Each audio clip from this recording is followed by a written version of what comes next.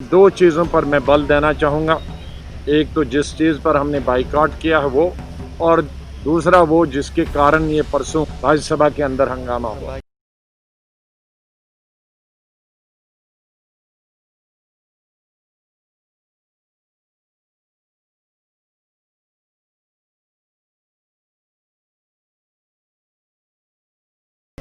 मैं honourable chairman का धन्यवाद करता हूं कि उन्होंने आज जो पिछले 2-3 दिनों में घटनाएं हुई उस पर हमें बोलने की इजाज़त दी।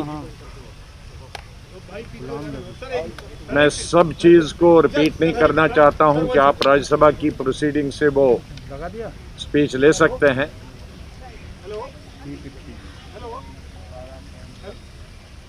दो चीज़ों पर मैं बल देना चाहूँगा। एक तो जिस चीज़ पर हमने बाइकआउट किया है वो, और दूसरा वो जिसके कारण ये परसों राज्यसभा के अंदर हंगामा हुआ। जहाँ तक राज्यसभा के अंदर हंगामे का प्रश्न पैदा होता है उसके कारण था कि समय बढ़ाने पर जो कंसेंसस था न बढ़ाने का, उसमें 18 पार्टीज एक तरफ से थी और समय बढ़ाने के लिए सिर्फ एक पार्टी थी। तो हमेशा जब कंसेंसस लिया जाता है तो जो मेजॉरिटी पार्टीज है उसका डिसीजन माना जाता है, जो कि नहीं माना गया, और उसके चलते जो बिल है वो शोर शराबे में पास किया गया।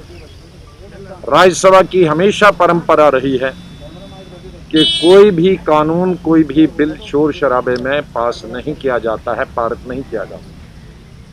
लेकिन दुर्भाग्य से ये किसानों से संबंधित बिल, जिसमें करोड़ों किसानों के इंटरेस्ट है, वो क्लास बाय क्लास वोटिंग के बगैर पास हुआ।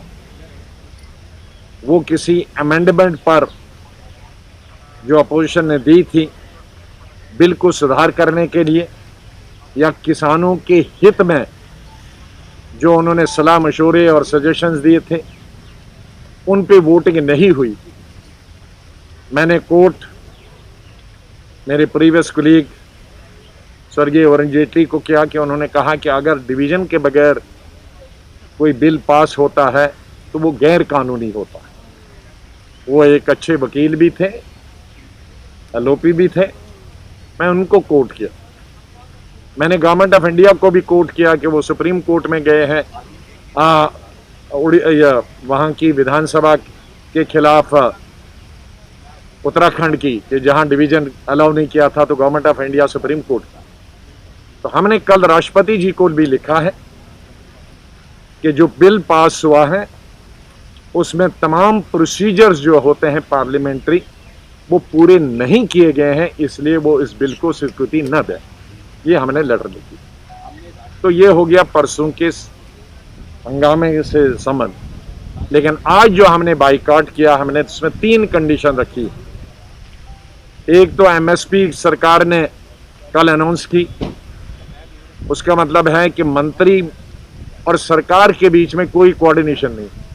ये जब किसानों का बिल परसों ला रहे थे तो एमएसपी तो उसमें अनाउंस करनी चाहिए थी। अब इतना हंगामा विपक्ष ने किया और उसके 2 दिन के बाद एमएसपी हो गया। चलो, एमएसपी कर दिया, उसका स्वागत है, हम उसके खिलाफ नहीं हैं। लेकिन एमएसपी को लेकर हमने 3 कंडीशन रखी, और जब तक ये 3 कंडीशनें पूरी नहीं होती हैं तब तक हमारा बाइकआउट रहेगा विपक्ष। 3 कंडीशनें हैं। नंबर 1 कि बिल में जो प्रावधान रखा गया है, पहले तो हम चाहते हैं कि माननीय राष्ट्रपति जी उसको स्वीकृति न दें, उसको परमिशन न दें, ताकि उसमें अमेंडमेंट लाई जाए। लेकिन मान लीजिए अगर राष्ट्रपति जी ने स्वीकृति दी और ये कानून बना, तो हम चाहते हैं कि एक चौथा बिल आना चाहिए, तीसरा बिल आना चाहिए, या सदन के अंदर माननीय प्रधानमंत्री जी ने या कृषि मंत्री ने कहना चाहिए 3 चीज़ें कि एक, ये जो ओपन मार्केट में बेच सकता है किसान, चाहे वो चावल बेचे, चाहे वो गेहूं बेचे, चाहे वो कुछ भी बेचे, वो एमएसपी से नीचे नहीं बेच सकता। खरीदने वाला एमएसपी से नीचे नहीं खरीद सकता और उसको गैर कानूनी बनाना चाहिए। अगर कोई एमएसपी से नीचे खरीदेगा प्राइवेट तो उसको कानूनी सजा होनी चाहिए। दूसरा जो एमएसपी है वो फिक्स होनी चाहिए C2 formula of Swaminathan committee का जो रूल है उसके आधार पर एमएसपी फिक्स होना चाहिए। तीसरा, प्राइवेट के एजेंसीज के बगैर भी स्टेट एजेंसी और गवर्नमेंट ऑफ इंडिया की तरफ फूड कॉरपोरेशन ऑफ इंडिया अनाज खरीदती है, तो चाहे स्टेट एजेंसियां हों जो अनाज खरीदे या एफसीआई अनाज खरीदे, उनके लिए भी अनिवार्य होना चाहिए कि वो एमएसपी से नीचे नहीं खरीद सकते हैं। ये 3 कंडीशनें हमने रखी है कि अगर ये 3 कंडीशनें हमारी नहीं मानी गई तो हम तब तक बाइकआउट रखेंगे। चौथी हमने रिक्वेस्ट की है, वो कंडीशन नहीं है कि ठीक है हम इसके फेवर में नहीं है कि माइक टूटे या टेबल पे कोई चढ़े, उसके बिल्कुल फेवर में नहीं, लेकिन उसके पीछे बहुत से कारण हैं कि क्यों हुए। क्योंकि कई इधर सरकार कोई भी बिल बुलडोज करने की कोशिश करता है, किसी भी सरकार को स्टैंडिंग कमेटी में नहीं भेजता है, किसी बिल को वो सिलेक्ट कमेटी को नहीं भेजता है, टाइम भी बोलने के लिए नहीं होता। ये तमाम चीज़ें कारण बनी थी कि जिसकी वजह से ये परसों हुआ, लेकिन होना नहीं चाहिए था, लेकिन हो गया। अब उनका वो वापस लेना चाहिए सस्पेंशन, लेकिन वो रिक्वेस्ट है वो उस पर हमने बाइकआउट नहीं किया। बाइकआउट सिर्फ किसानों के 3 चीज़ों पर किया। बहुत बहुत धन्यवाद, थैंक यू वेरी मच। एक चीज और पूछिए, आज सुबह डिप्टी चेयरमैन जो है वो गए, ठीक है, डिप्टी चेयरमैन जी गए, बहुत अच्छा उन्होंने जेस्चर दिया।